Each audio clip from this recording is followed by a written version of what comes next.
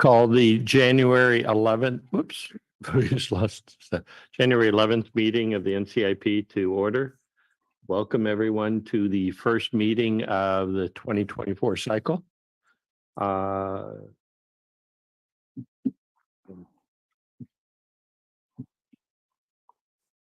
Let's go ahead and do the roll call, and then we'll, when gentleman's back, we'll do the notice about how you participate. But in the meantime, let's go ahead with roll call, Fatima.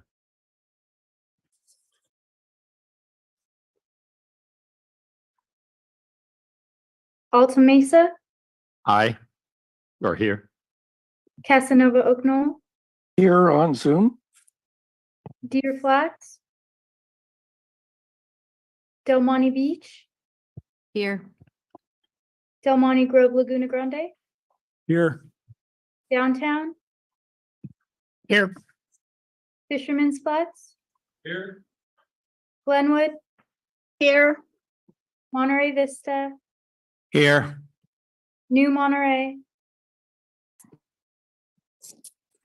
Oak Grove, Here. Old Town, Here. Skyline, Hello. and Villa Del Monte. Here. Thank you. I believe we have a quorum. And, oh, and also you need to call Aguido Oaks is here as well. We have a new member. AJ from Aguido Oaks is joining us tonight for the first meeting. So please don't scare him off from the first one. You can wait until the second one to do it, but not the first one. Shall we go ahead and read the stuff we have to read about participation? Yes, I will. I have it here. It's a little bit different. It's changed here in the new year. So how to participate in this meeting. So written comments, members of the public may submit written comments to engineering-admin@monterey.org until 1/2 hour before the start of the meeting. So that's passed. But in the future, those messages are not read aloud during the meeting, but are made available to the meeting body and public at monterey.org/submitted-comments. All comments received become part of the record. In person, you can welcome to come and attend the meeting and attend in person. Remote viewing, you can join on a computer or smartphone at https://monterey-org.zoomgov.com. And the meeting ID is 161-313-7270. You need an updated version of Zoom software. You can join by telephone at 833-568-8864, or you can dial 669-254-5252. And again, the member webinar ID is 161-313-7270#. To raise your hand, dial *9, and once called upon, dial *6 to unmute. And again, if you have any issues or need help with Zoom, you can, there's Zoom meeting instructions on the website. Meetings are also live streamed on YouTube at youtube.com/City of Monterey with a 10-second delay. And I don't know if we're still on Comcast channel 25 or not. I knew at the end of the year we were having some issues, but you can try that as well. One of the newest things that we're doing is with the public participation time frames. So we're breaking it up. They're still up to 3 minutes per speaker. However, at the opening for unagendized items, that's a maximum of 15 minutes public comment period. That can be modified by the chair if there is a need, or if there's at the discretion of the chair, but we start out with 15 minutes for unagendized items. For items on the agenda, it's 30 minutes per item. Again, that can be modified by the chair, as well as the 3 minutes. They can reduce it in order to provide significant or appropriate comment from the public. And at the time an item is considered, the chair will ask those attending the meeting in person to line up at the podium or raise their hands. And for remote participants, use the *9 option on the telephone or the raise hand function in Zoom. If you wish to address the Neighborhood and Community Improvement Program Committee, so you have to either, if you're here, you have to stand up or raise your hand as requested by the chair, press *9 on your telephone, or use the raise hand function in Zoom. The maximum amount of time for each person Recording in progress. and the total amount of time allotted for each item will be determined based on the number of people indicating an interest in speaking and the amount of business to be conducted. In exceptional circumstances and when necessary to ensure a full opportunity for public input, the chair may, with the committee's consent, adjust the time allotted or allowed for public input and/or time allotted for each speaker. So does anyone have any questions on that? I think this is the first time you guys have been It under is the this. first time that we are now subject to the rules designed to prohibit Zoom bombing. Correct. So that's the idea. So, yeah. Okay, and actually, Fatima, if you could also note that New Monterey is now present as well, that'd be great. Got it. Thank you. And first item on the agenda is general public comments where the public can speak on any item that is not on the agenda that is in the City of Monterey and the NCIP's subject matter jurisdiction. Is there anyone in the public who's wanting to speak? Please raise your hand, all that. So it looks like we're going to have 2 speakers. I don't think we have any problem with 3 minutes each. So please go ahead, Mr. Reeves, and then the gentleman over here will be next. Thank you, and welcome to a new year. A lot of familiar old friends I see here and some new faces too. I first want to say thank you very much for your time that you volunteer for your community. I don't know that people really realize how much time committee members spend on going through NCIP projects, but I want to thank you all for the time you dedicate to this. I also have a little pop quiz for all of you. When you have project nominations in front of you, how do you figure out what's a good project and what's not such a good project nomination? I kind of know the answer to that question because of my experience. But another question is, how does staff know how to implement some of these projects? For example, let's say somebody has a project and they want to have sidewalks in a part of your neighborhood, and there's a tree that's in the way of the sidewalk. Well, what do you do? What kind of tree is it? How do they decide what to do about that tree? They just go to the applicant, ask that person, what do you want to do about this plum tree? Or it might be a redwood tree. Well, the answer to this pop quiz is the neighborhood plan. In most cases, the neighborhood plan contains the answer to those and many other questions. The neighborhood plan is basically an extension to the city's general plan.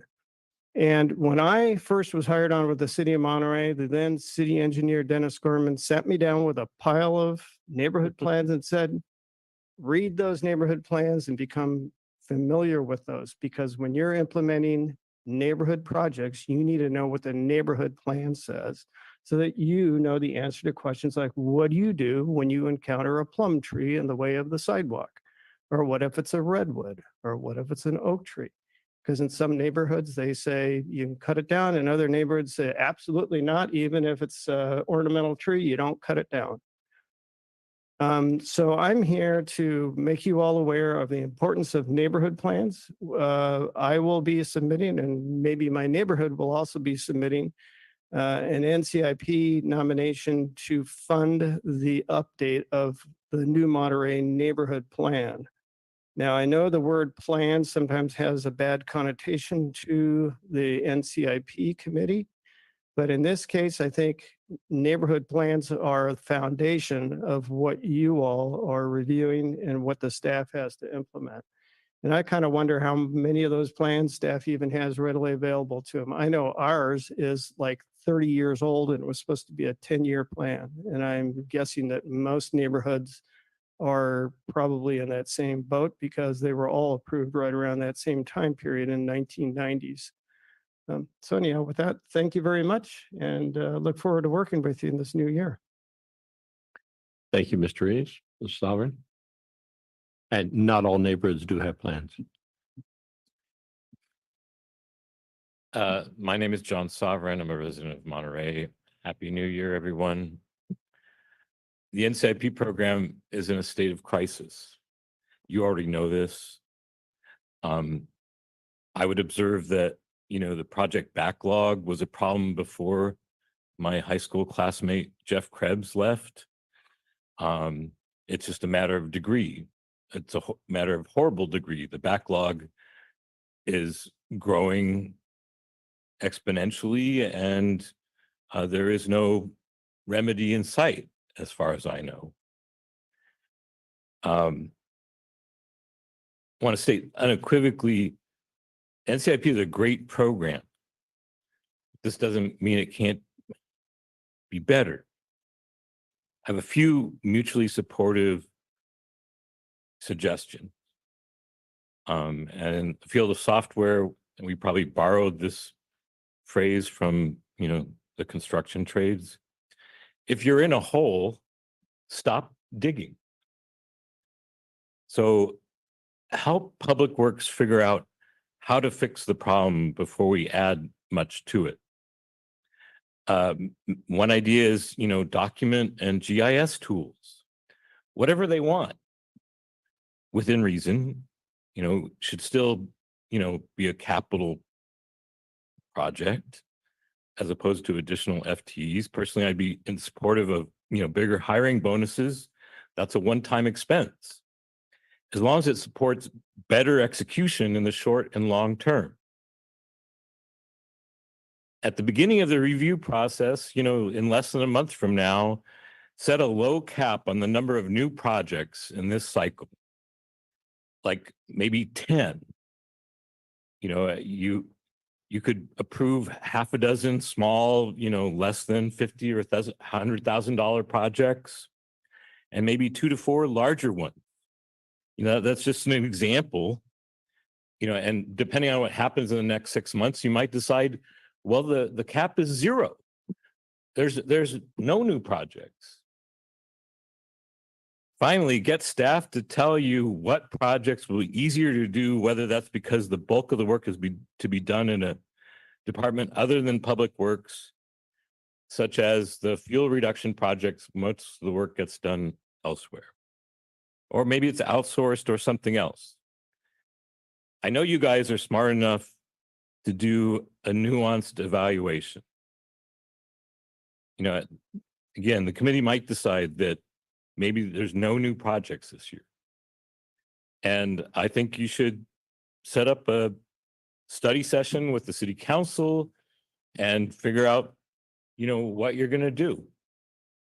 And I'm disappointed that the city manager isn't here, that the director of Public Works isn't here, and that the city council isn't here. Thank you. Thank you, Mr. Sovereign. Any other members of the public for public comments?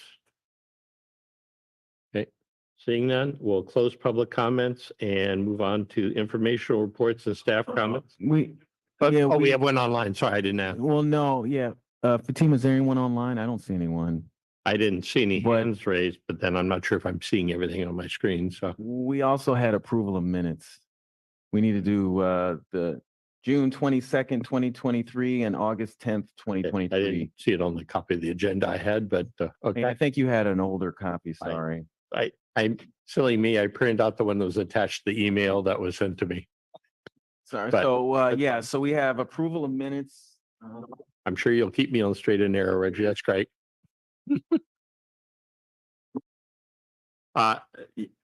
Yeah, we have a review of minutes. Yeah, that's the only thing that changed. Does anyone have any comments or changes to the June 22nd minutes?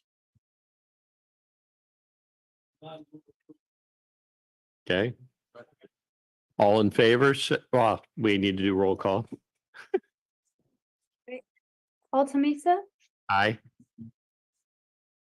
Casanova Oaknall, Aye. Del Monte Beach, Aye. Del Monte Grove, Laguna Grande, Aye. Downtown, Abstain. Fisherman's Flats, Aye.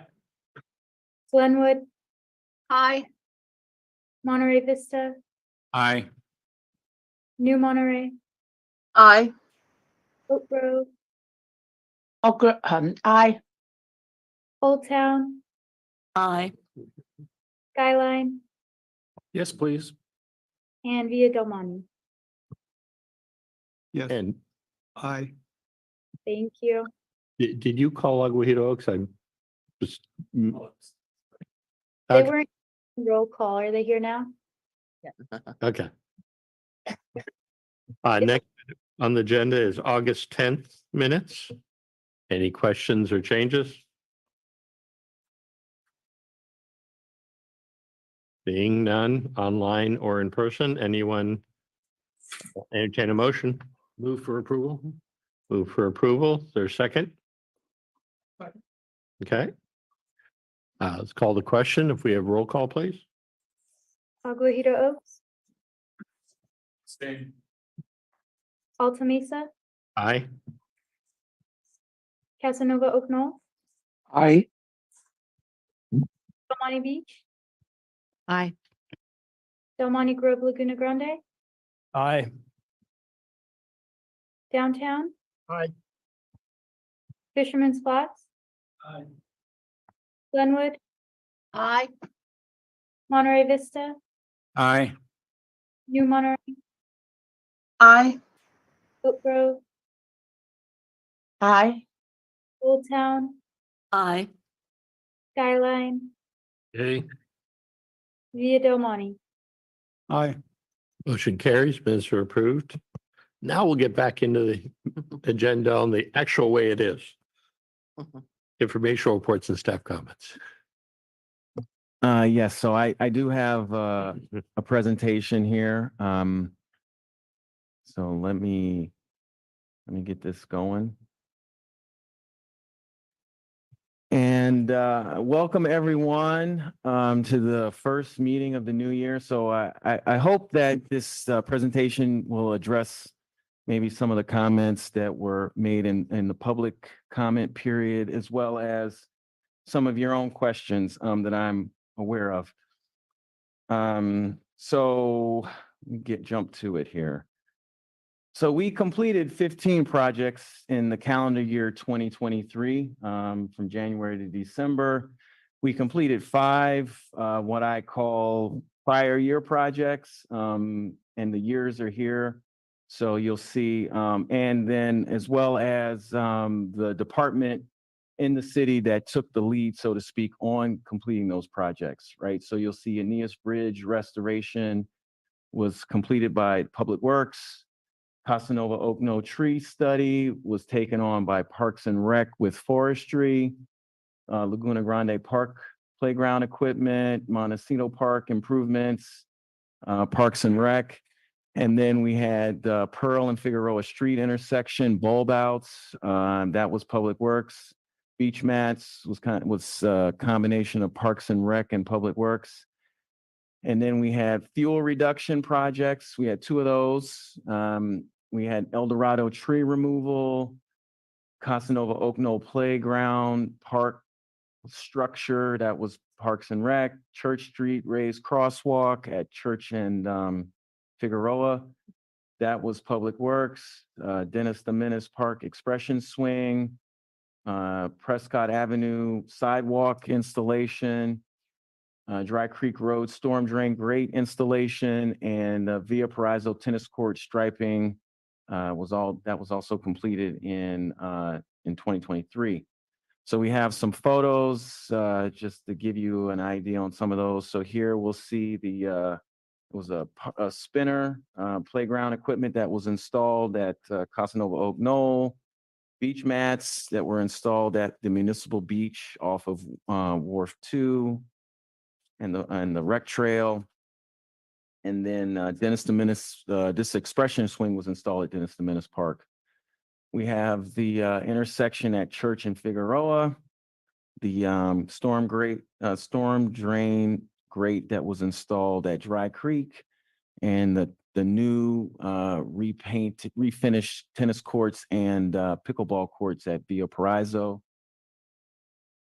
We have the sidewalk installation on Prescott Avenue. We have a couple of shots of the Aeneas Bridge. We put a temp roof, and we did a cleaning on the inside, removed rodents and pigeons, amongst other things. And I here the don't want last to know what pic- the other things were.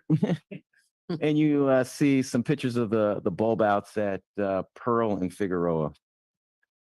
So those were the completed projects in 23. So to address the backlog of projects, which was brought up earlier, what's the plan? So in 2024, my proposal here is to divide projects into 10 categories. What you see here: public works, parks and recreation, forest management, development, install, repair, replace, utilities, sidewalks and paths, streets, historic preservation, and storm drainage. You see the number of projects associated with each one of those. They total to 73 projects with a budget of approximately $12.7 million. My proposal, what I'm working on right now, is putting out bundling these and putting them out on various contracts, as you see there, with the exception of public works, parks and recreation, and forest management. Those will be done in-house.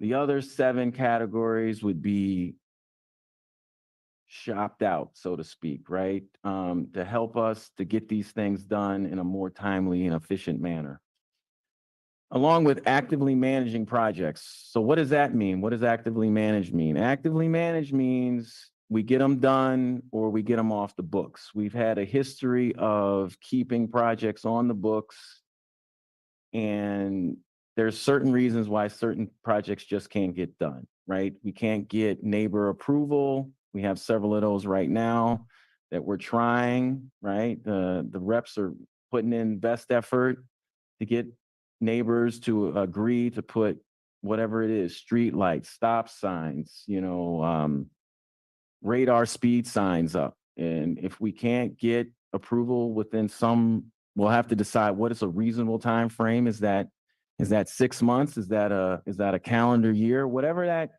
is, if we can't get it done in that time frame, then we have to close the project out. And then that money will go back into the ending balance, and it'll be available for another project.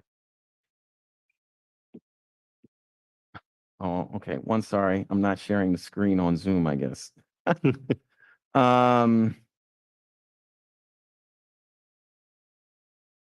Is that under? It'll be next to the participants. You'll see share screen. Oh, thank you, Fatima. You're welcome. Oh, share screen. All right. I apologize for those that I guess didn't get to see. I can go back. I'll go back over the photos. Obviously you couldn't see the photos. So we had the Casanova Oak Knoll Park spinner structure, the beach mats, Dennis the Menace, Expression Swing, Church and Figueroa improvements, storm drain grate at Dry Creek, Via Paraiso Park, sidewalk at Prescott, improvements at Aeneas Bridge, and the Pearl and Figueroa improvements. So for those that are online and couldn't see, these are the 10 categories that we were, I'm proposing we break projects up into these 10 categories. Total of 73 projects, $12.7 million in budget. And I was talking about actively managing projects. So that's the plan. And we can discuss that, but to finish the presentation, current NCIP projects and where they are in the process. So we currently have what I'd call 17 projects that are, in action of those 73. So Mar Vista reconstruction design. So this is the intersections of Mar Vista, Toda Vista, Mar Vista, and Via Gayuba. Those are in design right now, and we're also doing CEQA review. Fisherman Flats traffic calming plan, that's in CEQA review. Webster, Camino El Estero, the rapid flashing rectangular beacon, that's in preliminary design. The Mark Thomas separated bike path, we're in design, early preliminary design. Laguna Grande Park parking lot lighting. We're ready to, the coastal development permit will be submitted tomorrow. Neighborhood security cameras, that policy is actively being developed by the police department. Mark Thomas Drive neighborhood signs, that the application has been submitted with Caltrans architectural landscape design. So that's under review. Casanova Avenue radar speed sign, we're working on getting neighbor support. Jocelyn Canyon radar speed sign, we're working on neighbor support. Colton Hall restoration preservation, that's mostly it's the repointing of the stones. We're developing bid documents for that work. And that would go under that historic preservation category. Public restroom study, I'm going to be requesting additional funding this evening. And that would be, once we get the funding in place, we're ready to award a contract to perform that work. The old Capitol Site Master Plan, we had a project kickoff meeting yesterday with Parks and Rec. They're heading that one up. Forest management, that's ongoing. All right, so some of the projects that are ready to get built out here, we have Pacific Street Light. That's going to get, actually, this is updated. Installation is now January 25th. PG&E has to disconnect power, so we have an update.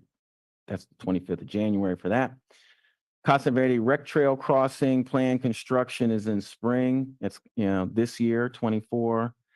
Vets Park West parking lot, I'm going to be requesting additional funding later this evening. Once we get that funding, we are ready to award construction, and that should get started here in the spring, if not sooner.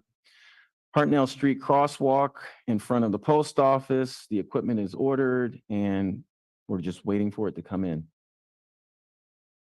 So that's my presentation. And if the committee members have any questions, I do my best to answer. Does anyone have any questions for Reggie? Okay, go ahead. First of all, that's totally awesome. Thank you for putting all this together. This is great news and a great step forward. So really appreciate it. The two questions I have are actually theoretical. This is a good step. One is, in the past, we've found that the contractor's cost book was a little high. So I'm thinking if we're going out to bid, maybe we get around that issue. And then the second one, many years ago, we talked about how hard it was to be somebody who is allowed to give, to respond to or present a proposal when a request comes out. It's very hard to be on the city's list of approved vendors and contractors. And I'm wondering if there's any thought to preferences for local or other ways to help get that to be a bigger list, because I think that would also help to bring costs down. Well, as far as I know, we don't have a limited list. So the way we would go about this is we put it on the OpenGov website, which is how the city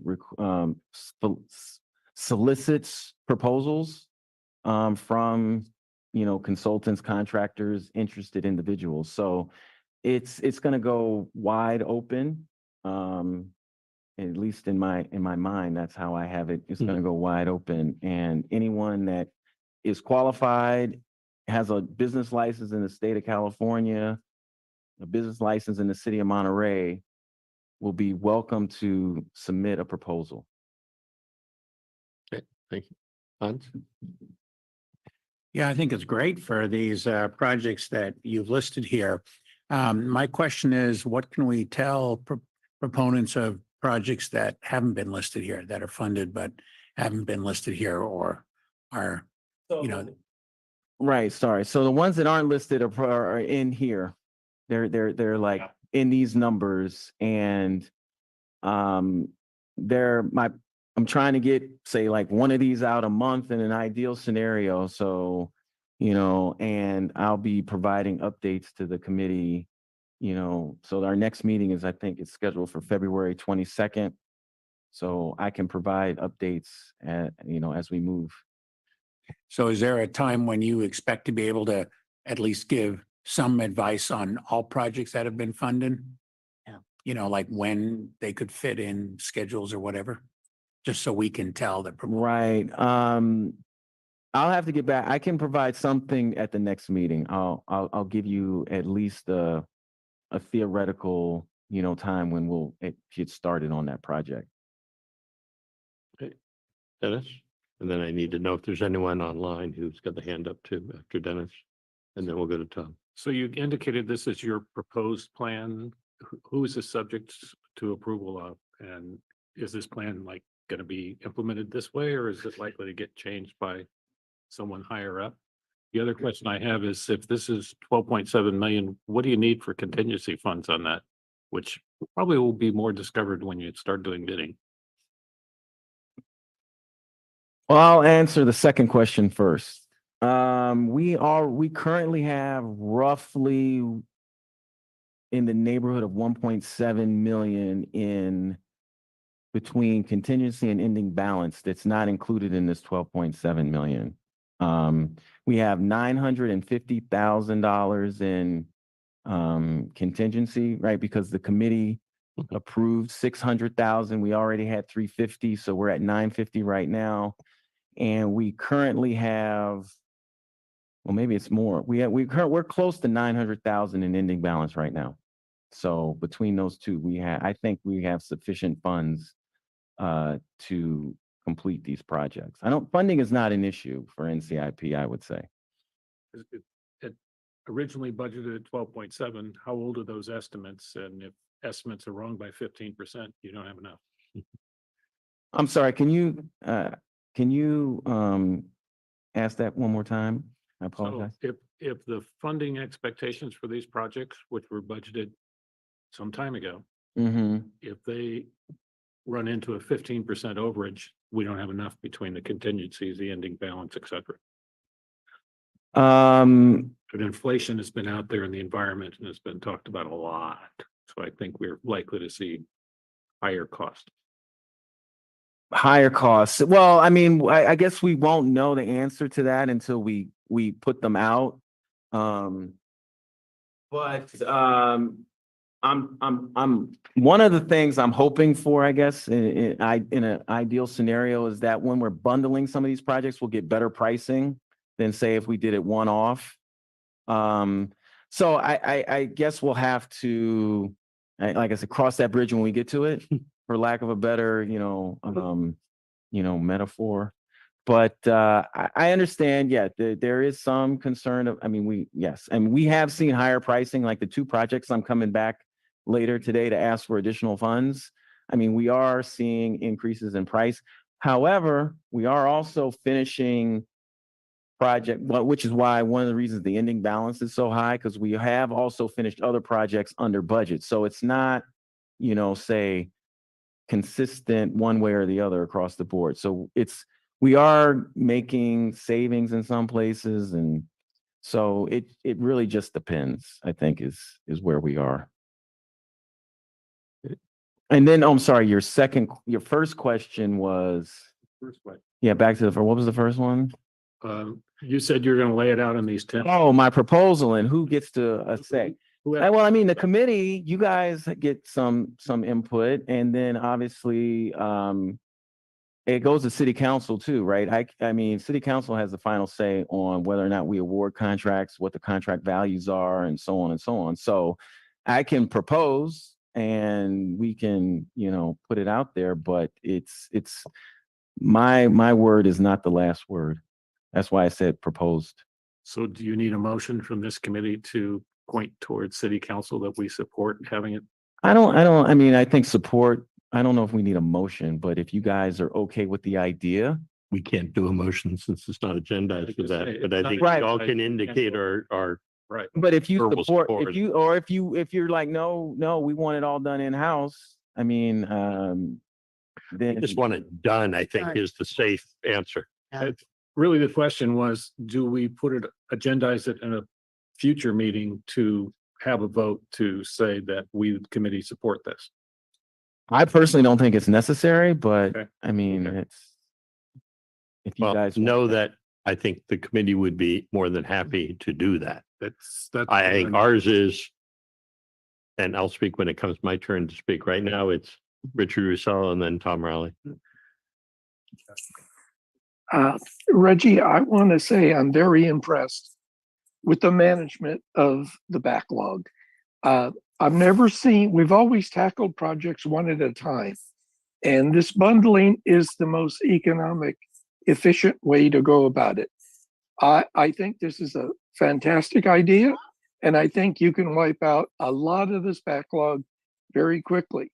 But I want to make a point. I talked to a lot of people in the construction trades. They're totally unaware of NCIP and all the projects. I'm just wondering if we need to do a little public outreach through community service announcements, legal notices in the Pine Cone and the Herald, but to let people know we have $13 million worth of jobs out there. And this might help, especially the trades that are in a recession right now. So thank you. I appreciate it. You have my full support. Mr. Rowley. Yeah, Tom Rowley from Fisherman's Flats. The CEQA review on the traffic calming study or the traffic for Fisherman's Flats. As far as I know, we've done everything. So what is the CEQA review? That was something we didn't approve anything for completion. We're going to test some things, but there's really no reason to have a cultural, whatever the heck that thing you were trying to get a contractor lined up. And I got to thinking about this later. There's nothing to prove. Nothing was approved by the neighborhood. So I understand. However, in order to get the plan final approved by city council, we have to follow the city's procedures. And currently, in order to go before city council, we have to have a full CEQA review. It's out of my control. So do we have that contractor on hand yet? Has been hired? Yes. So do they have deadlines? Who's giving their deadlines? Are you giving them deadlines? I'm on, yes. Because nobody's contacted me. I'm working on it. I Okay, mean, yeah, so I'm there's a- available. Okay. Okay. Yeah, We want to get that done. I mean, I want Hank it Smith done. has been dead 5 years now. And that was his project. So anyway, thank you. I'm working on it. Yes. I'll go ahead and jump in now and do my comments on a number of different things. Sure. Number one, everything is required for CEQA now, and that isn't necessarily because the city wants to have to do CEQA for everything, but everything has to have CEQA done. It's the state tightened up on it, and it's a little crazy on some of the things that require a CEQA review. Sometimes that's a full EIR, sometimes it's an in-house, but the whole process has got to be gone through. I like your aspect, and then I'm assuming also some of those, say in the 21 that are in public works, there may be some of those that are bundled and put out as well, but not everything in public works going out that way. Is that a correct assumption? Well, the ones that I've identified for public works, we're pretty far down the road, and it makes sense for us to continue on with those. Yeah, so we're gonna get those done. Also in my the next agenda item, which is my spokesperson report, I've got some things to add to the aspect about backlog and discussions too, and I'll do that. April? I have a question about a lot of the little projects, and maybe that is included in the space that you provided earlier about where things were going to be divvied up. I know that's been a concern in our neighborhood and maybe in other neighborhoods too, that the little ones sort of get left on the back burner and we never see any progress, or we never get filled in on any progress. And I can address some of that later on with the Larkin swings. But what about that humongous backlog of things that we looked at last year? And we said, oh my God, what are we going to do with those? Are we bringing back those to vote on But again? that's no longer technically a backlog because technically they are not approved. Now, how are we going to get them reapproved yeah. because of all the stuff that was defunded? Yeah, That that- is a whole different animal. But right now, actually, the backlog is the smallest it's been in a long time because everything that was backlog got defunded. well, I guess what I meant is the things that, oh, how do I put it then? The things that we had approved and then it, Yeah, we have to vote them back. Back in. Some have come back as projects that are on the list to be done, but a lot of them are still sitting there. Okay. Are there any members of the committee with any questions? If not, we'll move on to the next agenda item, which is NCIP information reports, so the spokesperson report. I have a couple of things. One is, which is directly due conversations and to also from public comments as well. I had a meeting I had actually asked for a meeting after the last city council meeting when they got talking about backlog and things and stuff. And it became very clear to me that the city manager and the mayor had no history of how that has been and why we have had backlogs in NCIP historically. So I asked if we'd do a meeting, and I had a meeting with the mayor, city manager, former Mayor Clyde Roberson, who was one who started it, and we met to discuss the history of backlogs. And I'll do a quick thing here for the public.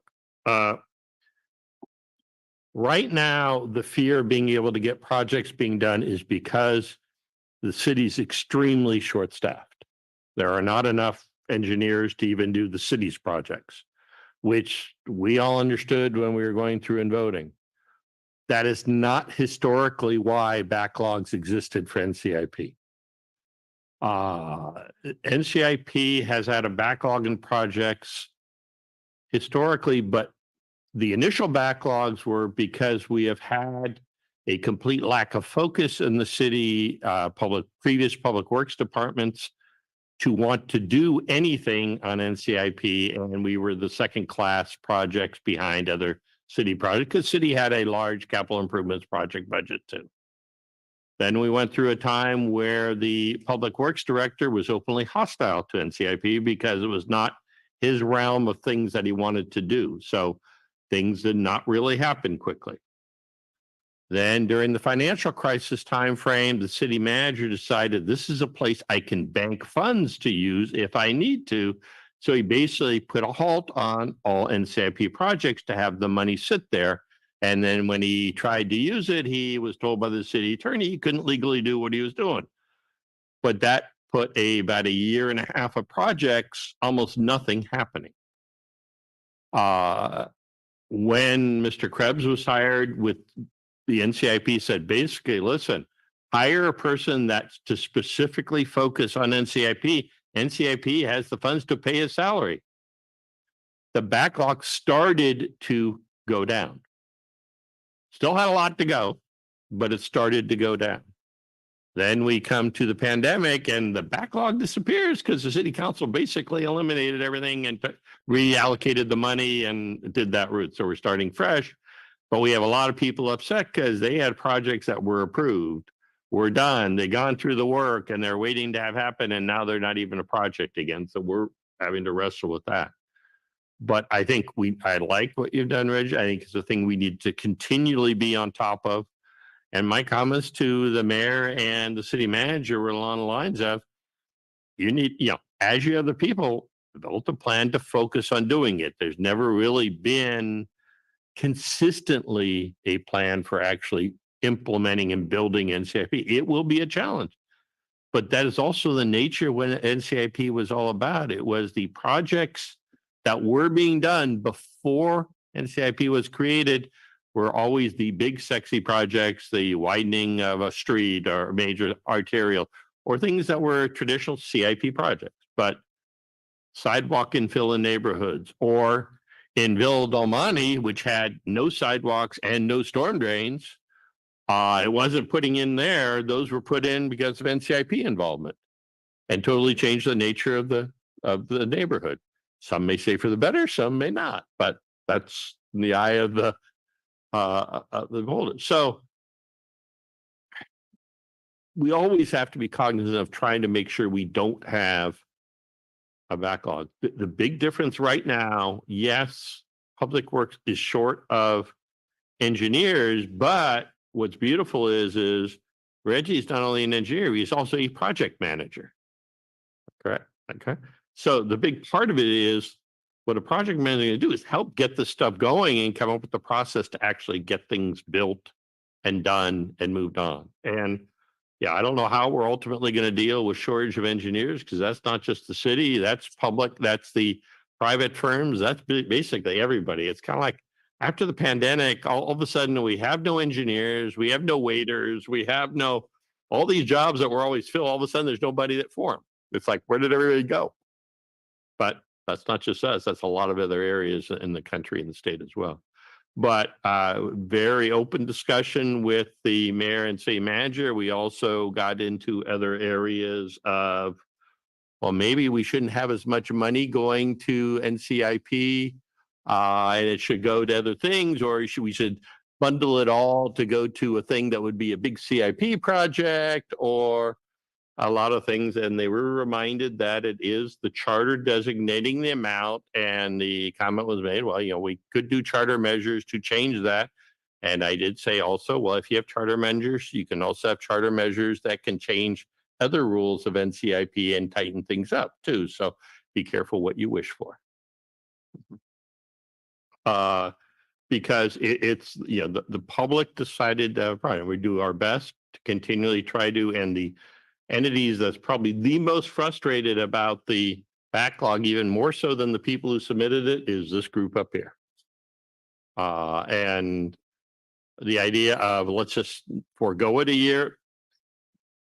It's great if you can convince all the neighborhoods to do it. There's nothing stopping all the neighborhoods to vote for one big $5 million project if it's there. I've never seen it happen in my lifetime on NCIP, but there's nothing stopping it happening.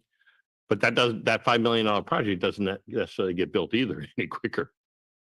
Our frustration really has been a lot of these little projects like a tile mural on the rec trail, which it took way too long to actually happen when it was basically put a proposal out to an artist to do it. And I think Reggie has been very good at focusing on trying to get things out to biz, to contract, to bundle and stuff. And we need to see. Hopefully it will work and help, and we can go from there. That's my spokesperson report. So I'm probably forgetting 3 other things I should be telling you, but it's my feeble brain. So way it goes. So let's move on to the next agenda item. Question. Sure. Could you please explain what happened to the vice chair? That's never been put out to the committee. The vice chair resigned. And her comment in her resignation, if I've got this wrong, because I'm sure you saw it as well, Hans, because you were mentioned in it as being requested to be the actual full member of the Monterey Vista, was a combination, I think, of frustration with processes, a combination of just, I think, letting other folks do things too, and all the above. She resigned.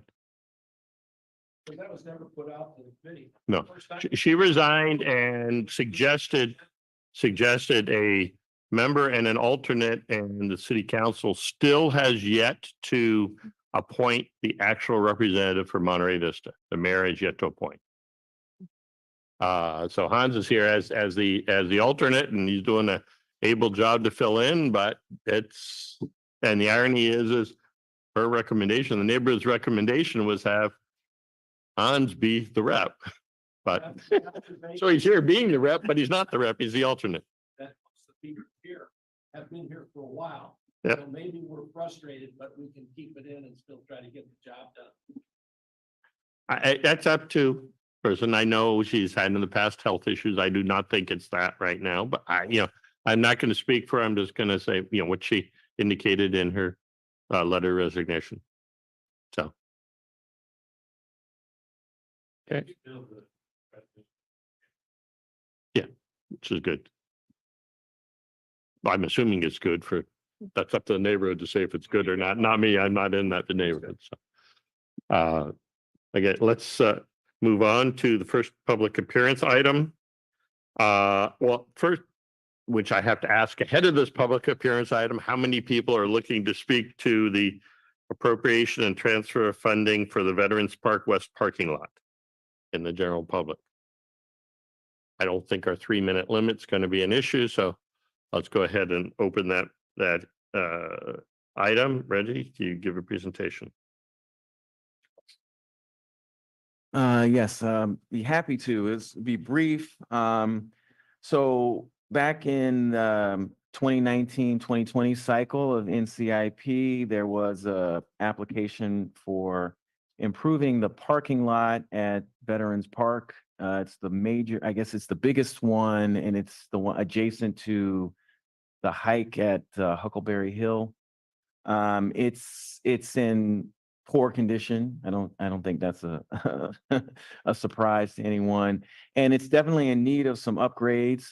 So in the last year, we completed the full design of the parking lot, and we reoriented some of the spots, and we've added an ADA stall, which will be concrete, which is the requirement for an ADA stall. So the addition of the concrete ADA spot plus we have to do some full restoration of asphalt and add base, because there's in certain sections there's no base material, it's just asphalt on dirt. So the combination of that, the base and the concrete ADA parking stall, and the inflation of construction prices, it's driven the price up pretty significantly. And we need an additional $45,000 to take the project budget to total to $97,000. I did some research. I think the $45,000 request is reasonable. In the last, just on one thing, in the last, 4 years in the state of California, based on the construction price index, prices have increased on the order of roughly 24% in California in construction materials and labor. And, you know, as I said, the original $52,000 may have been optimistic to a degree. So, I mean, I hope that you guys will approve the request for $45,000, that we can go to the city council to get that approved. I think that the project is in a great place. We're ready to get it done. And I think we need the money to do it. Question for you. In the original scope, did it mention ADA work? I believe it did. Okay. I believe so, it did. And Okay. it's, I mean, at this Often point, that gets added in, and it has to be. 'Cause we you can't have to do otherwise. it anyway. No, I just, Yeah. because if it hadn't been in the original scope, that's also a good reason why it's an additional 45,000 being needed. Right. Okay. Any member of the public? I don't know, did anyone in the online raise their hand to speak to this item? No one did, no. Okay, no one No. ran to the podium or raised their hands here, so, okay, go ahead. Hans and then Jamie? I was wondering if the question, is the gate being replaced? I know the gate's gotten hit several times by cars. The gate replacement is not a part of this project. It's strictly just the reconditioning of the parking lot with the addition of the ADA parking stall. So is the number of total cars then decreased because of the increased requirement for the ADA? I think we'll have one less parking spot. Okay. Okay. Jamie? Okay. Any other member of the committee with any questions? I'll entertain a motion. I move approval. I second. Any further discussion? Roll call, please. Alta Mesa? Aye. You forgot Aguido? Oh, sorry, Aguajito Oaks. Aye. Thank you. Casanova Oak Knoll? Aye. Deer Flats? Oh, behind you. Del Monte Beach? Aye. Del Monte Grove Laguna Grande? Aye. Downtown? Aye. Fisherman's Flats? Aye. Onward, Aye. Monterey Vista, Aye. New Monterey, Aye. Grove, Old Town, Aye. Skyline, Aye. and Via Del Monte. Aye. Thank you. Motion carries. I think I said aye, but because I know I said, what about Agawea Oaks? I forgot if I actually said aye. Next item is appropriation and transfer of additional funding for the public restroom study. Again, out to general. Is there anyone in the public who's going to want to speak to this? Okay, is there anyone with a hand up online? No hands online. Go ahead, Reggie. Okay, so I know this one has been a frustration, I think, for several people on the committee here, the restroom study. So, give you a little bit of background. Originally, I put out an RFP to do a restroom study in the summer. I believe it was June. It was June 8th. And I received no responses. So then I started doing some homework and some footwork and reached out to various companies, consultants that do this sort of work. I revised the RFP and reissued it on November 14th. On November 14th, I received 2 responses to that proposal, that request for proposals. So some of the things that have been revised in the study, we've specifically requested a minimum of 2 public meetings. We have in there that the people have the company go to each restroom in the city, provide us with condition assessment on the restrooms, look into cost to operate, things like, how much electricity, how much supplies, how much water we're using at each facility, whether or not they recommend renovation of a facility, closure of a facility, new facilities. So it's pretty extensive. And the original budget was $100,000 back in the 22-23 NCIP cycle. I am requesting an additional $31,000 for a total of $131,000. And I think that on the whole, this request is reasonable, and this will be a great investment, I think, for the city in the future. And we're also requesting that they tie this in. So in 2016, Parks and Rec did a master plan that looked at the vast majority of restrooms in the city. It didn't include all of them, but it included a 90%, I'll say. So we're gonna incorporate this study with the findings from the Parks and Rec 2016 master plan. And there's a requirement to do presentation to this committee, plus Parks and Rec and City Council. So I think for the money, we're getting a pretty good value.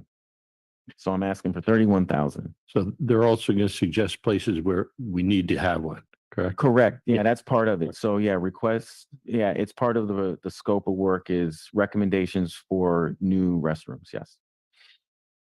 Okay, since we had no one from public indicating they were going to be speaking to it, we'll go to the committee.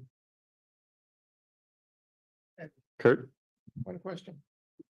Do you have time limits on the study? So yes, we do. We have, the goal is 12 to 18 months, with specifically targeting doing the analysis in the summer would be ideal. So we want to have them in the field, so to speak, collecting data on usage of restrooms and that sort of a thing, say in that July, August window when we have the most visitors to the city. And then you're going to have to schedule timing for council and us and all the rest. So that's going to drag it out to that 12 months. Jamie? So yeah, it's very interesting. My initial thought was when we put this and approved it was somebody in the city was just going to go around with a clipboard and then talk with Parks and come back and we were done. So my first thought when you presented this is, oh my gosh, this is a scope change. but actually I really like it because it actually fits in with the kind of plans that we build for all of our neighborhoods. We all have the neighborhood plan. We have visions of what should be happening that are complete and well documented, and this to me makes sense. So I think that the additional funding invested in making this more than just an internal exercise is probably a good investment. I think from my perspective, originally, when I was not crazy about having to spend 100,000 to begin with. And then when Reggie mentioned to me he was going to need more money because he didn't have anything, it was like, my reaction was not real great. However, I think when you really understand that scope, because what it does is a number of different things, not just, we put it in context of, we want to get put in restrooms in different areas because we feel there's a need there. But this also takes it beyond to, are we maintaining our existing ones? Which are the ones that we really need to be doing work on, needs to be scheduled for stuff, or maybe isn't needed, or needs to be expanded, or the things of what we've got. Thinking back on that restroom at the head of Wharf 2 and how bad, or the one on the Wharf 2 that got so bad, it was like, well, this is going to give us a wake-up call of what do we really have that we have public going into, and which are the ones that are costing us a lot to maintain, and maybe there's a way to do things in it that reduces our maintenance costs. So I think I'm willing to go with the extra for it to get something that's comprehensive, that's more than just where we need to put a new one, but it's also taking advantage of how do we improve what we have, because that is what's a tourist sees of our city at some point. And if you're traveling with little kids and you're taking them into a restroom that you wouldn't want to be in, doesn't speak well to our city as a whole. Not that we need Cadillac ones, but still, it's a thing. Mr. Russello. Yes, 2 points that Reggie didn't bring up that I've brought up repeatedly on this study. And one is, we have people recommending restrooms all over the city every year. And they have a different idea on how many facilities you need in each one, how many people are going to use it, and every single one designs a building differently and proposes it. So what is missing in that the study is there should be a counter put on every restroom in the city of Monterey at the door, counting how many people go in every day. Does that restroom service 5 people a day or 500 people a day? We don't know, but we need that information to give us an idea of the demand level. And the other thing is the type of construction. The type of construction is, some people recommend wood buildings, some concrete block. There's the stainless steel ones. We have to consider maintenance, how easy it is to repair and clean, how safe it is from crime, and how accessible it is to handicapped people and how much it costs. And that should be all part of the study.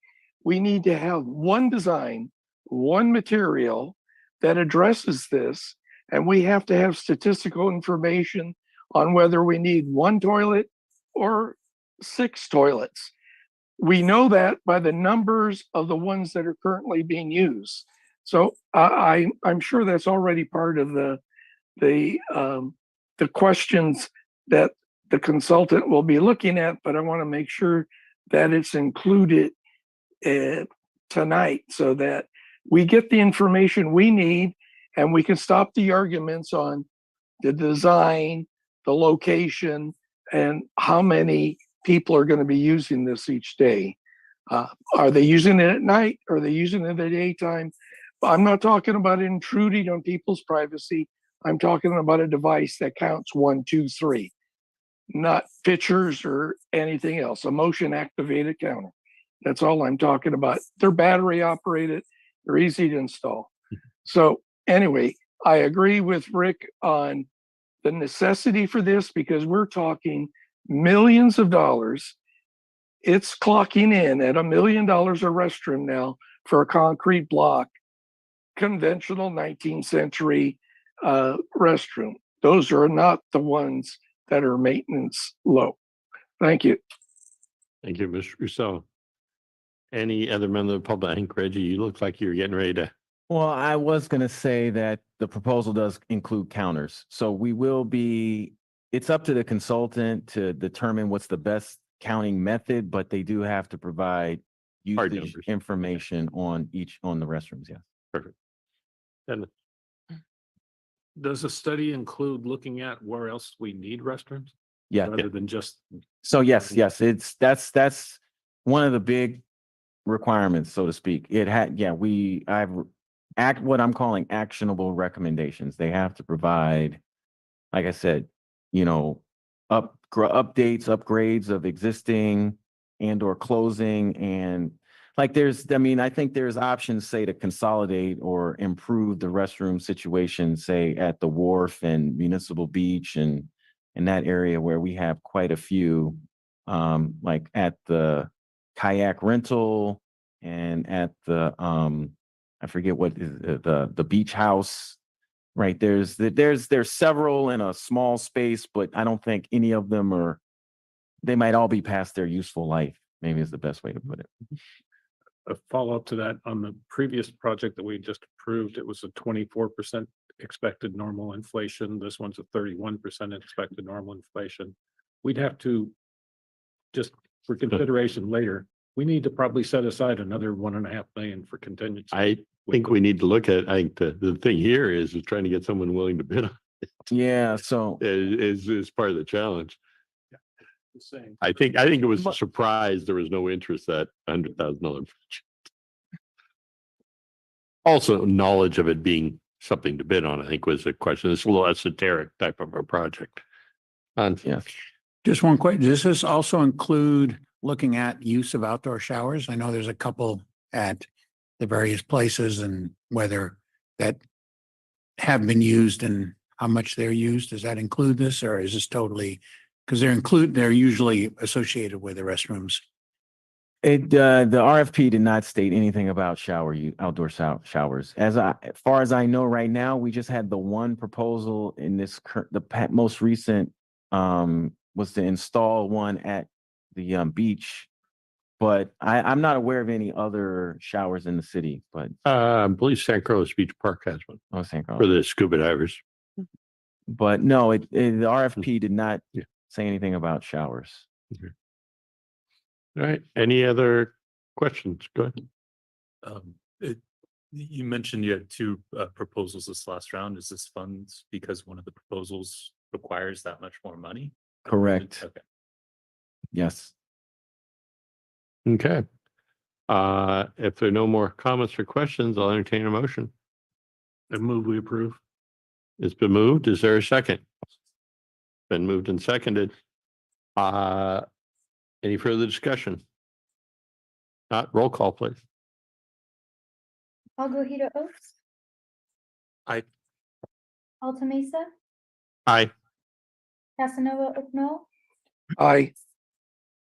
Del Monte Beach, Aye. Del Monte Grove, Laguna Grande, Aye. Downtown. Aye. Fisherman's Flats, Aye. Glenwood, Aye. Monterey Vista, Aye. New Monterey, Aye.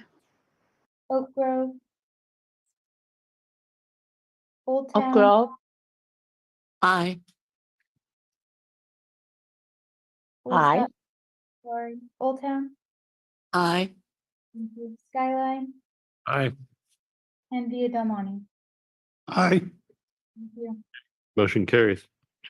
Next agenda item is a recommendation to close out and de-appropriate funding for the Via Paraiso Park Expression Swing. Is there anyone in the public who's going to be looking to speak to address the commission on this item? Okay, we have one. Any other? Okay, well, allow the basically let's have the presentation first, then you can come up and address it. Go ahead, Reggie. Okay, thank you. So for the Via Paraiso Expression Swing, this was approved.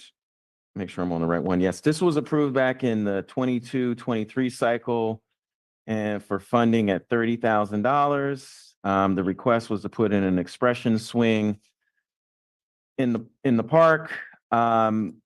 And the Parks Department went out and evaluated the area, and specifically the area where the playground equipment currently is. Yes, there is room in the Appraisal Park for a swing, but not in that playground equipment area. In order to operate the expression swing safely, we would need an area of 21 feet by 31 feet minimum, and that currently does not exist. So my recommendation is to close out this project and return the funds to the ending balance account so that the funds are available for another project. Okay, first we'll go out to public. Mr. Sovereign. Good evening. First off topic, Reggie, nothing I said earlier was a reflection on you or what great work you've been doing. If you prove me wrong, dinner's on me. Okay, we all heard that. Yes, not you. Reggie. We're all coming. Oh, I assumed you meant No. for Reggie. Yeah.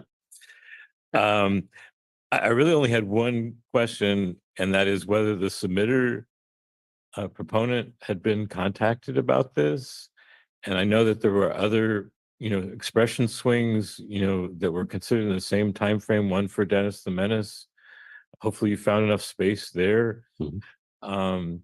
But obviously, there is room, as you said, there is room in Via Appraisal Park. It would require extending the playground area, which would require more funds, I think. That's all I have to say.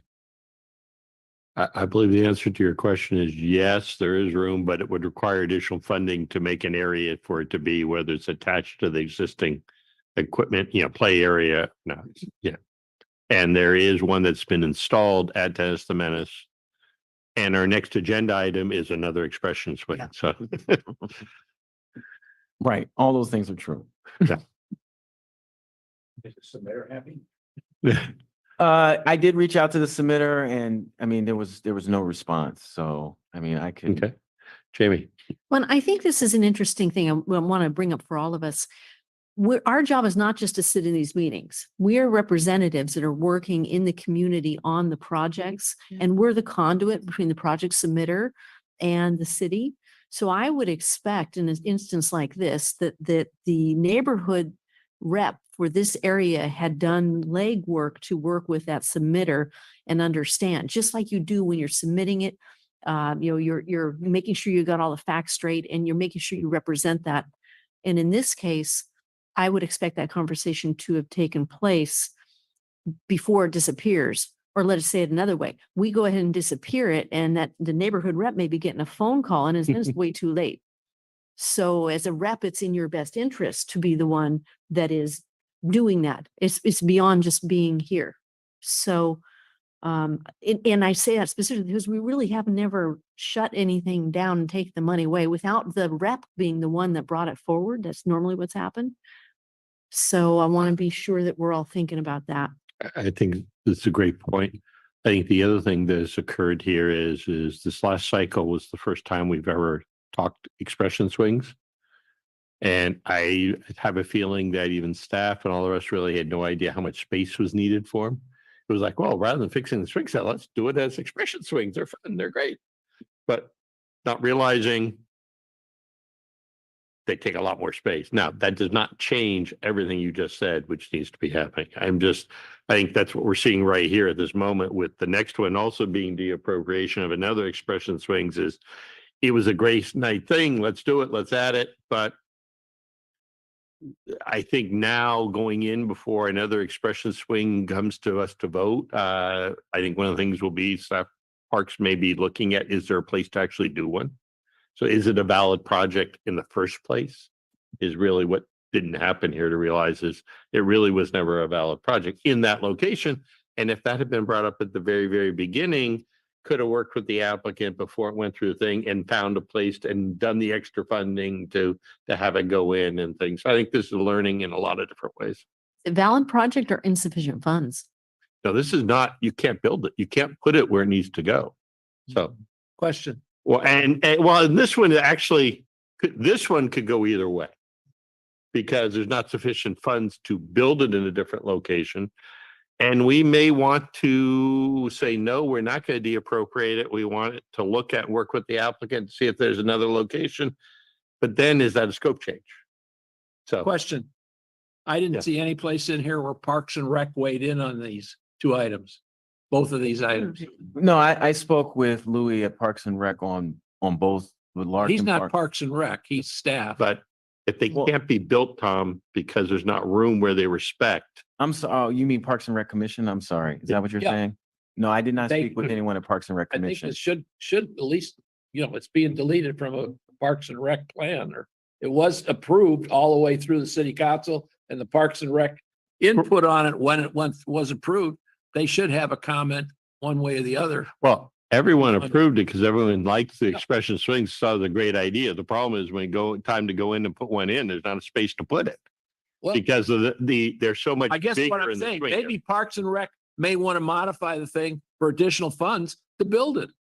I mean, that's within the purview. Parks and Rec should be comment on both of these items.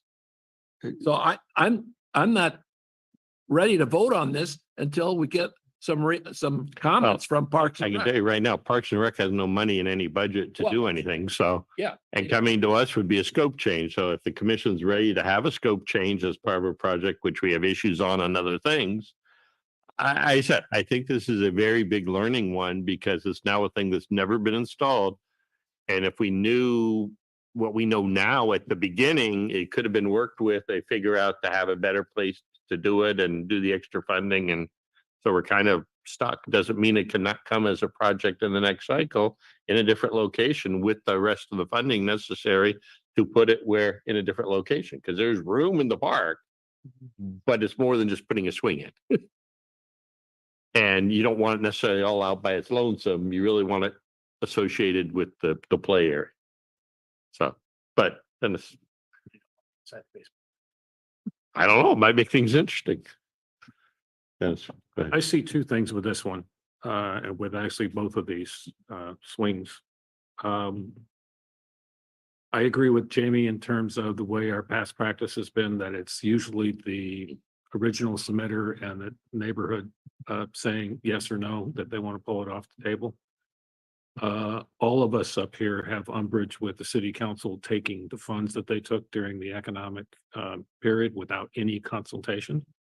And for us to take this off the table without any consultation to Parks and Rec Commission, which was involved in it, and the submitter, I think is equally as unfair as the city council grabbing the funds that they took off the table in the economic uncertainty. So I don't think we should do the same thing that they did. I think we should probably leave this one on the table for right now and review those two sets of folks to see what their things are. Okay. I'll make a motion that we bring this back at the next meeting after Parks and Rec has a chance to comment on it. Tom, can you make it, we bring it back at a future meeting Yeah. after, because our next meeting, they may or may not have had the chance to do it. That way it's, Or whatever. Yeah. and also have the submitter involved in the discussion on it Have too, the to submitter understand what's involved. going on. Yeah, I was gonna say, I'll second as long as the submitters are involved. Yeah. To follow past practice. Okay. Any discussions on the motion? And are we clear what the motion is? The motion is to delay it to a future meeting, not make a decision tonight, request Parks and Rec's comment, and also make sure that the submitter is notified. So, Hans, you got some work. As an alternate. Were there three submitted total of the expression swings and we built one now? We built one. The Yes. third one is on There the were next only three. agenda There item. weren't more than three. Correct. Okay. Yeah. Okay, any other comments on the motion? Roll call, please. Do we need a first and second to the motion? The first was Tom Rowley, Fish Flats. The second was Dennis from Skyline. Thank you. All right, Aguilita Oaks. Aye. Alta Mesa, Aye. Casanova Oaknall, Aye. Del Monte Beach, Aye. Monte Grove Laguna Grande, Aye. Yorktown, Aye. Fisherman's West, Aye. Glenwood, Aye. Monterey Vista, Aye. Aye. New Monterey, Aye. Oak Grove, Aye. Old Town, Aye. Skyline, Yes, please. and Via Del Monte. Aye. Motion carried. Okay, next agenda item is recommend close out the appropriation of funding for Larkin Park swing, expression swing installation. So, and anyone in the public wishing to be speaking to this, please let us know now by raising your hand or online or in the audience. Okay. Reggie, I think ditto previous comment and Yes, I would say this, it's similar. I mean, I will like to just claim one small victory on the Larkin Park swing installation. Although we didn't install a swing, we did get Monterey Peninsula Unified School District to reorient their fence and open up the park to the pub for public use. okay. Because this one also has been a swing for a long time, but then it changed to expression swing in this last cycle. Right. April, it's your. We're following the same discussion, but I need to clarify, Reggie. I was never contacted at all regarding this until I saw it in the agenda and I'm going, huh? It would have been nice to have had a discussion with you before that. We had our neighborhood meeting last night and I brought this up and they were sorely disappointed too. I see the concern with a lack of area for the expression swing, but maybe our compromise possible could be another type of structure, if there's anything that would fit in that area. And I think we've been there before, you and I have, and we've looked at it and maybe there's something else, but literally the young man who initially spoke about wanting a swing in his park years ago is now in high school. So that's how long this discussion has been going on. I don't think he wants to I think swing we had anymore. movement as far as being able to have something happen now, Mhm. which is a big plus, but it could be, maybe it's a regular swing versus the Yeah. expression swing, which doesn't need as Something much or space. Another piece of apparatus, because you're right, we do have access to the park. But we now have access to the park only through the efforts of Mr. Diffenbaugh, because he met myself and personnel from the city, and our president and his wife came over to the park and he looked at it and he said, there's no reason why we can't just put a fence up where they have a fence up in Larkin Park. And you guys can have it. This school is not for a little child. This school is for older children. They aren't going to use our restrooms. So Mr. Diffenbaugh had the fence put in, it fences off. We cannot access the basketball court until after hours. That's fine, but the little kids can have an area to play in and can do something before. For years before this, we were put off by the principal of the school, by previous administrators. We can't do anything. We have to go to the school board, blah, blah, blah.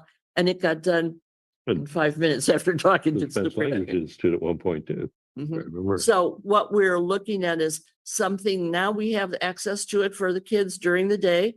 After school hours, the whole thing is open up to children and the public. But it would be nice to have something in that area. If you cannot fit in a smaller expression swing, perhaps something else that would be appropriate for littler kids. Because we've waited so very long. And like I said, they're going to be having children of their own pretty soon. Any other questions, Jamie? And I'll second, I will tell you that they specifically held off because there's a belief that there is a high degree of broken arms inside schools with swings. But I will point out, maybe Old Town will put forward a new project because those kids at that school now don't have any play equipment, which sucks. And But the so equipment that's there was designed for littler children. the kids were playing on it though, and now they don't have anything. And so it's kind of a bummer. I speak Okay. because that's where my son is. And so, but I'm glad the neighborhood does so, but maybe the neighborhood might think about sponsoring a little bit for the kids. Okay. Any further discussions or questions? And actually I did not open the general public because there was no indication that anyone from the public was going to be speaking. So I want that on the record. I think I'm torn here because I would love to see something going into that park. But if we're not talking expression swing, we're now talking a change in thing. But I think like the previous one, I think we need to postpone this, take it to Parks and Rec. I talked to Smitter and I think and look at what else might go in there. I mean, to me, if a regular swing goes in instead of an expression swing, it's still installing a type of swing. That's less of a thing than if we're having to add to a park area to have a place for it. So I will make the motion to postpone it for a future meeting, to have Parks and Rec review it and see what else could be done in there and speak to the applicant and either bring back a revised, a slight revision to what the project is that still falls in the spirit of the scope, or it's the appropriation. I second. Any further discussion? Seeing none, all in favor, or roll call, please. It's a whole lot easier just calling for yeas and nays. You're doing this. Yeah. Can I get who first and seconded the motion, please? Alta Mesa first, Skyline was second. Thank you. All right, Agua Oaks? Aye. Alta Mesa? Aye. Casanova Oaknoll? Aye. Del Monte Beach? Aye. Del Monte Grove Laguna Grande? Aye. Downtown? Aye. Fisherman's Flats? Aye. Glenwood? Aye. Monterey Vista? Aye. New Monterey? Aye. Oak Grove? Aye. Old Town? Aye. Highlands? Aye. And Villa Del Monte? Aye. Motion carries. Okay, next item on the agenda, item 9 is recommend closeout and appropriation of funding for not a swing, but a Soledad Drive radar speed sign. Is there any member of the public who would like to address us on this matter? Okay. Is there anyone online raising a hand? No. Okay. Reggie. Okay, so I have to, I guess I have to apologize on this one. I did speak with Jean Rash back in probably the summer and June-ish timeframe, and she came to me and said, well, we haven't been able to get the proponent to respond or to get any signatures for this stop sign. So at the time, I kind of spaced on it, I guess, for lack of a better word, and I didn't bring it to the committee. And then late in the year, like November, December, I was reading through the NCIP manual where I saw that the process to defund a project is to bring it to the committee and then take it to city council. So that's why this started the whole ball rolling, so to speak. So again, the reason why I'm requesting to defund, close out, and return the funding to the ending balance account for the Soledad Drive radar speed sign is because we were not able to get proponent to reach out to neighbors to request locations for the radar speed sign. Okay, there's Yeah. no member of the public, so go ahead, Hans. Yeah, both Gene and I talked. We both tried to reach out to Aaron and haven't heard back. I think this has been a project that's evolved over time, and I think his child has grown too and is no longer needing. It was going to be a sidewalk for a while, so he's has not responded to us. So we agree. Quick question, where were these proposed? If it was a safety item, I mean, it's still a safety item, right? Well, I guess it's a safety item. There are sidewalks. There are sidewalks along Soledad, except for one block. We were going to try and put it there. It didn't basically it couldn't be put there. Then we were going to put a radar speed sign because it was easier. And it's been, I think, 6 years at least since the first proposal went in. And so it's, like I said, his child's grown. He is not, Yeah. doesn't seem to but the be as thing- interested anymore. Thing that I'm concerned about is, it's, for instance, we had radar speed signs put on our main drag, and it really makes a difference. Hmm. I catch myself slowing down when I hit the radar speed sign. It says you're going. No, too it'd fast. probably be still good, but it's been really hard to find a place to put it. Yeah, And okay. that's, and trying to, there's the work involved in trying to do all that. And normally we try and get the applicant to foot some of those signature collections. I did live on Dry Creek Road for a year, and believe me, I know they speed on Soledad. They do. Any other? Go ahead. Reggie, do you know about what the lifetime is for one of these speed signs? There's one on David Avenue and so many of the Well- lights are out. You can't, it doesn't say anything. There's multiple things impacting the lifetime, and for a lot of them in the city, it's because people steal the solar panel. Yeah, no, but it, I think they're rated for somewhere on the average of 10 years, and a number, I think from what I understand, the first of these radar signs were installed around 2012. And then I think some were installed in like 2018. And then there was a last batch that were installed maybe 2020 or so. So yeah, and then so we have ones with the solar panels that have been stolen, and then there's just the ones that were from 2012. They're just reaching the end of their life. okay, any other comments or questions? Otherwise, I'll entertain a motion. Since no one's rushing to do it, I'll move we deappropriate. I'll second. So that's the motion by Alta Mesa, second by Monterey Vista. Roll call, please. Aguayo Oaks. Aye. Alta Mesa. Aye. Casanova Oak Knoll. Aye. Del Monte Beach. Aye. Monte Grove Laguna Grande. Aye. Downtown. Aye.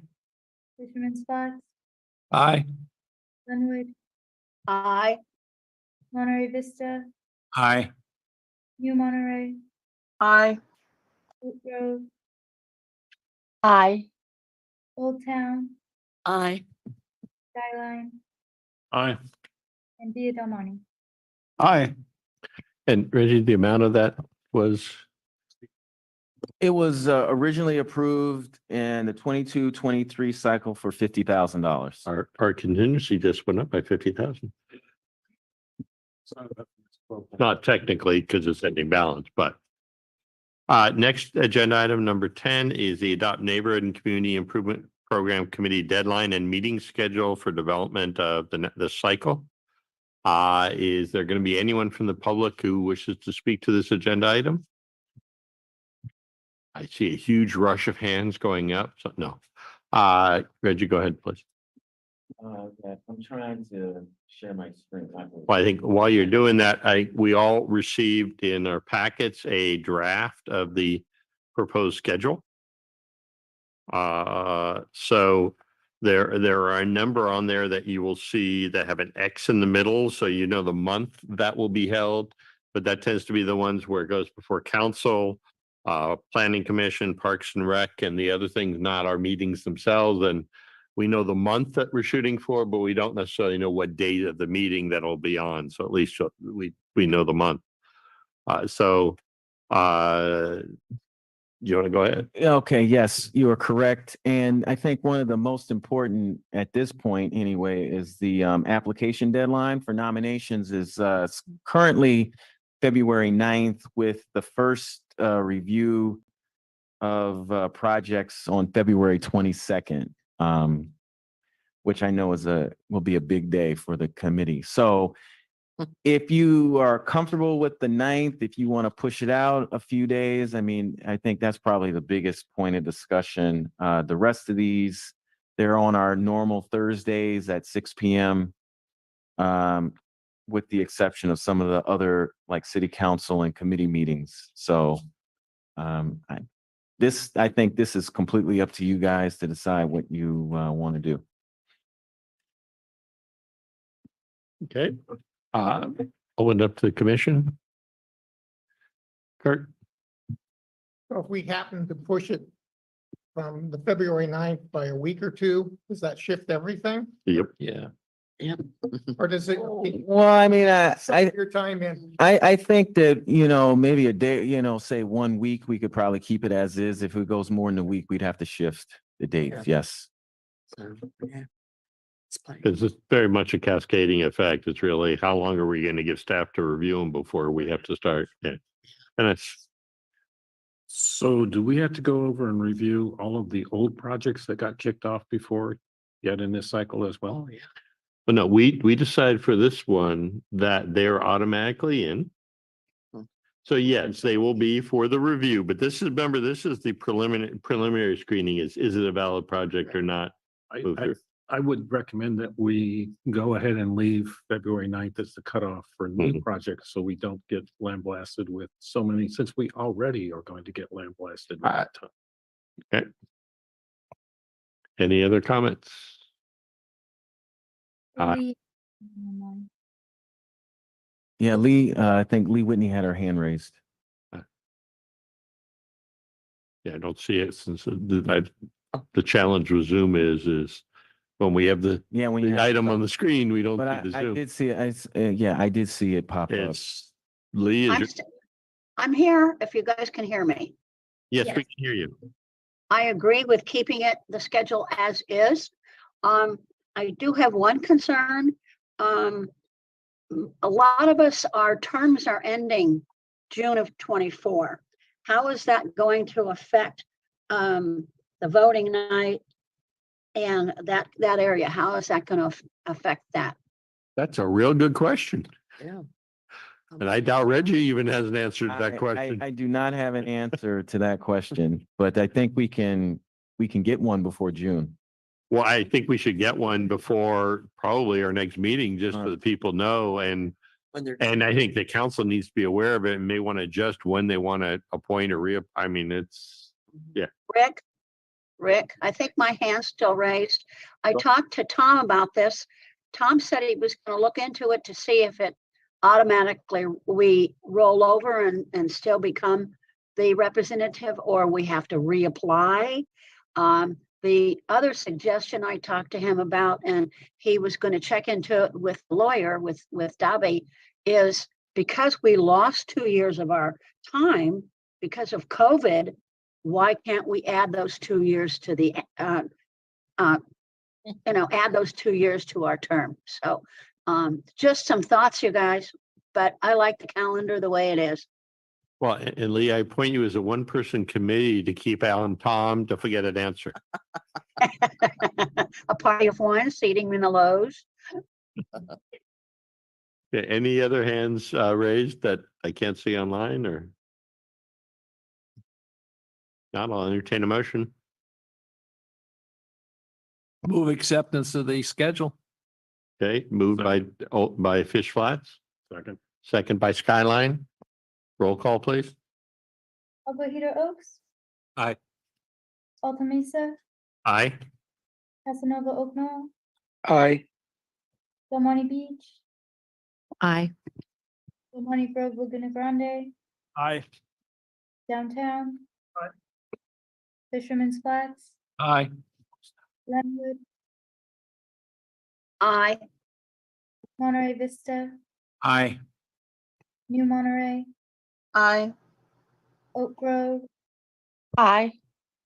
Old Town, Aye. Skyline, Yes, please. and Via Del Monte. Aye. Okay, Yeah. motion carried.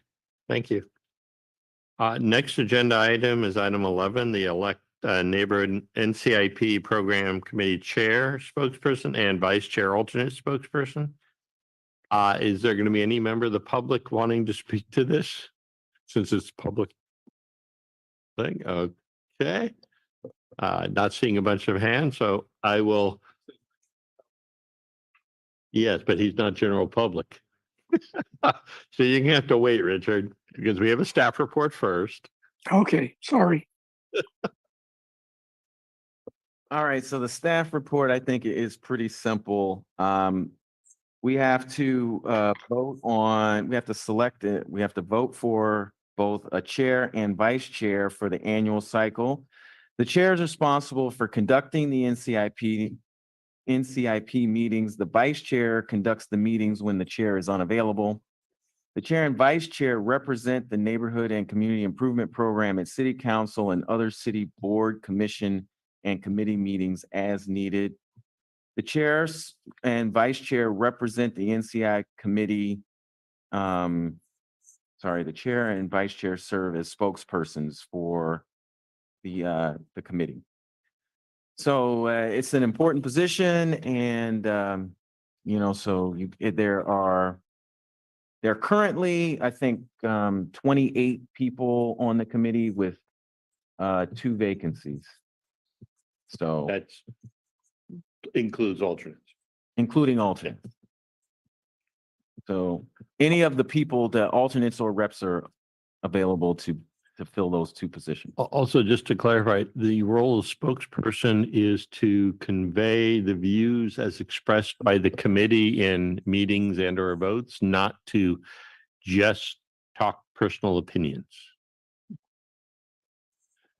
So, I'll open the floor for discussion, nominations, and so forth. And Richard, you were so anxious, and you even got your hand up again first. So go ahead. Yes, spokesperson and chair have more responsibilities than just running these meetings. And I think the most important thing that probably happened in NCIP history was just last month when Rick met with the mayor and city manager. And what becomes critical for the future of this committee is having an in-depth knowledge of the charter amendment that established this committee. And that's where Rick's history from day one of this committee made a huge difference. Because if those 2 leaders of the city went the direction they were going, it would have changed the entire future of this committee and probably resulted in lawsuits and a judge clarifying what the city charter says. So what I am recommending, and I'm making a motion, if Rick is ready to serve 1 more year, I want to nominate Rick Hoyer for chair and Jamie Fields for vice chair. That's my motion. It's only 1 year? Well, I'm just saying, if you'll please get through 1 more year. Okay. I don't know what's going to happen next year. I plan my life by what's going to happen tomorrow. So anyway, that's my motion, and I ask for a second. Second. I was gonna second as well. There's a motion second. Are there any other nominees to have some competition here for this? And first of all, Jamie, are you willing to do it if elected? I live NCIP. Although I'll have to go back and read it because it's been 23 years since I read it. So Lee has her hand up. Lee? I like to speak in favor of the motion. Well, Lee, Unmute. before you talk. I happen to agree with Richard Rosello. And right now, guys, with all of our projects, we need the continuity of all of us that are on the dais and our leadership. This is too important to let it slip through, because there are people in other areas that would like to change NCIP to their liking. But I think the continuity of the leadership, management, and all of us staying in our seats also is very important. So I totally support that nomination. Thank you. Tom? Yeah, I just want to say that Rick has supported us during the voting night, the credibility that he has with the council and the respect for his comments are overwhelming. And he's not going to be hard. He's not going to be easy to replace. So as long as we can keep him, I'm in favor of it. Not supposed to be a position for life. Well, it feels like You're it. young. Any other comments? Yes. And I do recommend to the council that you get a 25% pay increase over your current salary. Let's see, 25% times 0 is still 0. That's okay. Any other comments or thing? If not, let's go ahead and have the motion for nomination of Rick Hoyer for chair and Jamie Fields as vice chair. I just want to say in advance of voting, I will be voting against the motion, not because I don't think you'd be a great vice chair, Jamie, but I always vote against my own appointment. So roll call, please. Aguayo Oaks. Aye. Alta Mesa, Nay. Casanova Oaknoll, Aye. Del Monte Beach, Aye. Amani Grove, Laguna Grande, Aye. Downtown. Aye.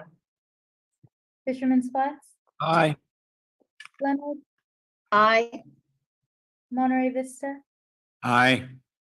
New Monterey, Aye. Oak Grove, Aye.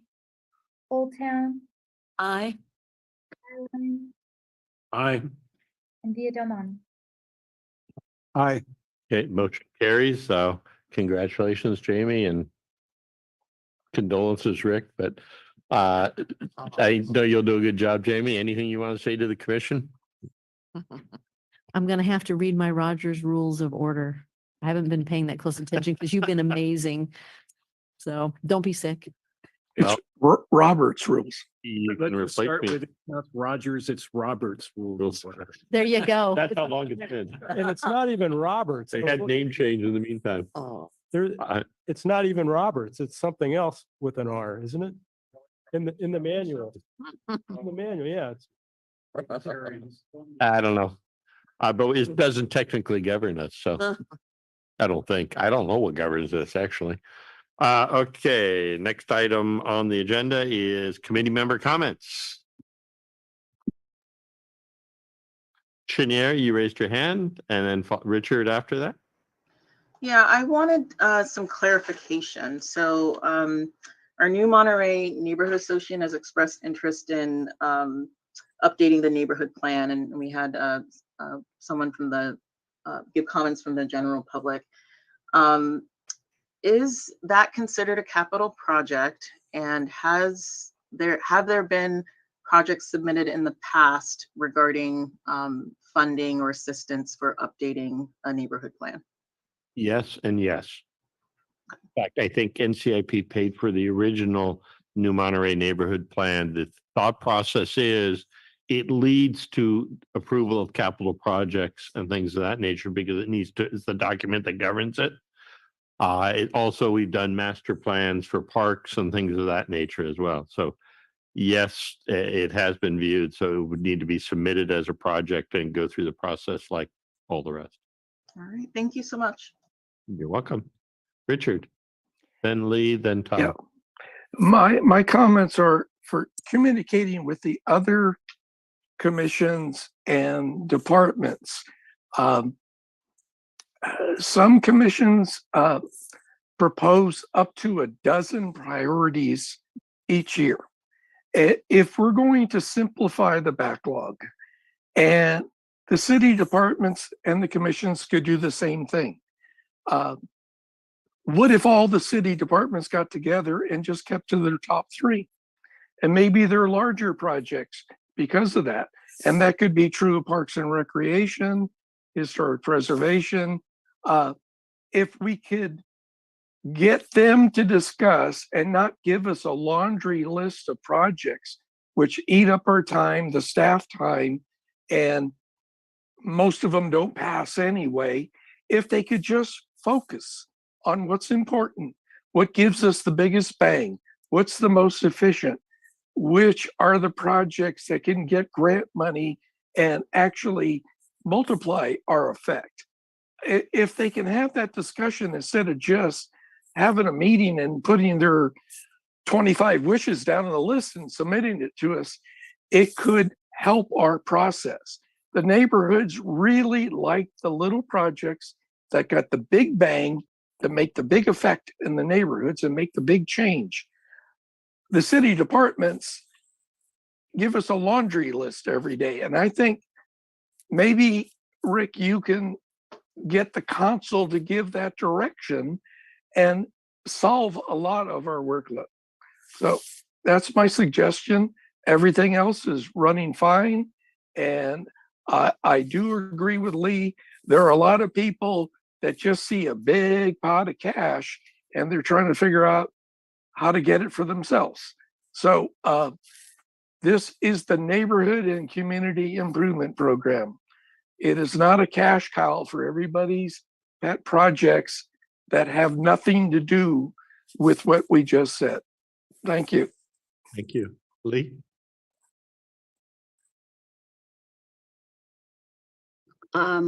Subject of our term length, extension, or automatic, however you want to word it, I officially request that it be agendized for our next meeting and we get this thing solved early. So we're not putzing around with it like the month before voting night.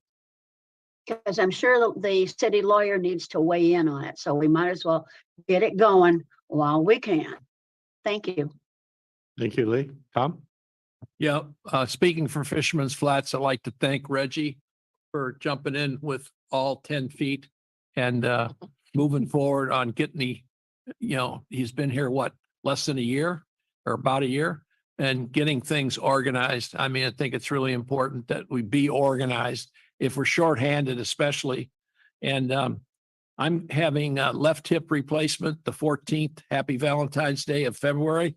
And so I will probably not be here on the 22nd. I might Zoom it, but Marilyn Maxner, who is my alternate, should be here on the 22nd.